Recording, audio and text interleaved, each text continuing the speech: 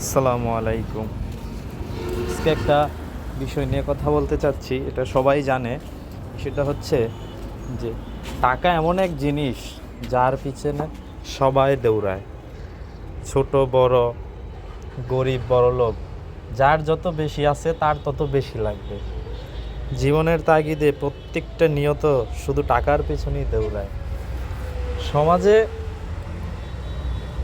বেঁচে থাকতে হলে, জীবনে অনেক কিছু করতে হলে টাকাটা আপনার সবচেয়ে বড় ইম্পর্টেন্ট। শিক্ষিত ডাজন্ট ম্যাটার, কিন্তু টাকা লাগবেই। টাকা হইলে আপনার চেয়ার আগে, আপনার সম্মান আগে, আপনার আত্মীয় স্বজনের কাছে প্রাধান্য আগে, সব কিছু আগে।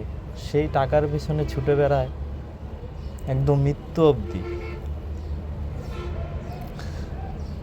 টাকা ছাড়া আসলেই জীবনে কোনো সার্থকতা বা কোনো রেসপন্সিবিলিটি, কোনো দায়িত্ব কিছুই পাওয়া যায় না। সব কিছুর একটাই হাতিয়ার, যে যাই বলুক, টাকা। টাকা নিয়ে মানুষের স্বপ্ন আকাঙ্ক্ষা পূরণের মাধ্যমে মানুষ দৌড়ায় শুধু টাকার পেছনে। প্রতিটা নিয়ত, প্রতিটা ঘন্টা, প্রতিটা সেকেন্ড, যার যত বেশি আছে তার তত বেশি লাগবে। সেই টাকার পিছনে ছুটে মানুষ কখন যে নিজেকে হারিয়ে ফেলে তা নিজেই বলতে পারে না। তো টাকা বড়ই এক অদ্ভুত জিনিস, বড়ই, যার জন্য মানুষের জীবনটাই চলতে থাকে একটা গতির মধ্য দিয়ে।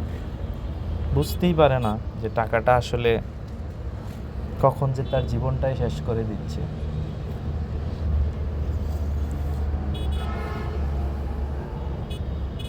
যাই হোক,